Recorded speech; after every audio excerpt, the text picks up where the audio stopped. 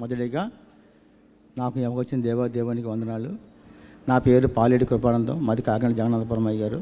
నేను సర్వం అంటే 1 కాదు 2 కాదు 3 కాదు 5 ఇల్లులు అమ్మేశాను సార్. సాతానుతో జీవించి దేవుడికి దూరం అయిపోయి 5 ఇల్లులు అమ్మేశానండి. అలాగే 5 ఆటోలు కూడా అమ్మేశానండి.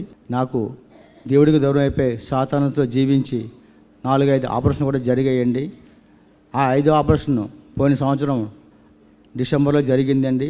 డిసెంబర్లో జరిగినప్పుడు కాలుకి 5 నెలలు మంచం ఉన్నప్పుడు ఇషయ్య గారి ప్రార్థన టీవీలోని ప్రతిరోజు ఉదయం సాయంత్రం మధ్యాహ్నం 3 పూటలు వచ్చేదండి. ఆ ప్రార్థనా శక్తి టీవీలో వాక్యం చూసి నేను చాలా బలపడ్డానండి.